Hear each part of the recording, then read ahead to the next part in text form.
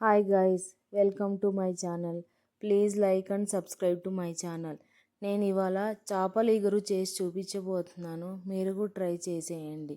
First ఒక వెడల్పు కడాయిని పెట్టుకొని 3 to 4 స్పూన్స్ ఆయిల్ వేసి అందులో 4 to 5 పచ్చిమిర్చి ఉల్లిపాయలు వేసి దాని మీద 4 to 5 స్పూన్స్ ఉప్పు వేసి బాగా వేయించుకోవాలి. ఉప్పు వేయడం వల్ల మనకు ఉల్లిపాయ తొందరగా మగ్గిపోద్ది. అలానే స్ప్రింగ్ ఆనియన్స్ కూడా సన్నగా కట్ చేసుకొని కడిగి వేసుకోవాలి. స్ప్రింగ్ ఆనియన్ వేయడం వల్ల మనకు కర్రీ అనేది చాలా టేస్టీగా వస్తుంది. రెండు కూడా బాగా ఆయిల్లో ఈవెన్గా మగ్గించుకోవాలి. అలా మగ్గిన తర్వాత 3 to 4 స్పూన్స్ అల్లం పేస్ట్ వేసి పచ్చి వాసన పోయే వరకు ఆయిల్లో వేయించుకోవాలి. బాగా అల్లం పేస్ట్ వాసన పోయే వరకు వేయించుకున్న తర్వాత 1 టేబుల్ స్పూన్ పసుపు, 3 to 4 స్పూన్స్ కారం ఎక్కువ తినే వాళ్ళైతే ఇంకా కొంచెం ఎక్కువ వేసుకోవచ్చు, ఎందుకంటే మనకు చేపల్లోకి ఎక్కువే పడుతుంది. రెండు ఇలా కలుపుకున్న తర్వాత నేను వీడియోలో చూపించిన విధంగా బాగా చుట్టూ స్ప్రెడ్ చేసుకోవాలి.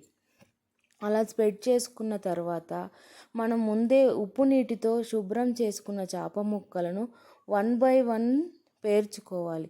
నేను ఏ విధంగా అయితే వీడియోలో చూపిస్తున్నానో అలా వేయడం వల్ల మనకు ముక్క అనేది చితికిపోయే అవకాశం ఉండదు. అప్పుడు బాగా ఉడికిపోతుంది చేప ముక్క కానీ. అలా అన్నీ వేసుకున్న తర్వాత ఒక 5 minutes మూత పెట్టుకోవాలి. ఇందులో ఎటువంటి వాటర్ కూడా యాడ్ చేయకూడదు. అలా చేసిన తర్వాత 5 minutes తర్వాత మరీ ముక్కను మనము తిప్పుకోవాలి. ఎందుకంటే ఒక సైడే కాలుద్ది కాబట్టి తిప్పుకున్నామనుకో 2 సైడ్స్ మనకి ఈవెన్గా కుక్ అవుతుంది చేప ముక్క అనేది. అలా అయిన తర్వాత ఒక పొడి మసాలాను స్ప్రెడ్ చేసుకోవాలి. అలా పొడి మసాలాను ఒక లేయర్గా స్ప్రెడ్ చేసుకున్న తర్వాత కొత్తిమీరను కూడా సన్నగా తరిగి పెట్టుకున్న దాన్ని కూడా అలానే స్ప్రెడ్ చేసుకోవాలి. అలా కొత్తిమీర స్ప్రెడ్ చేసుకున్న తర్వాత దానిపైన కూడా కొంచెం పొడి మసాలా స్ప్రెడ్ చేసుకున్నామనుకో చాలా టేస్టీగా ఉంటుందండి. ఇలా అంతా చేసుకున్న తర్వాత ఒక్క 5 minutes సిమ్లో పెట్టి కట్టేసుకోవడమే.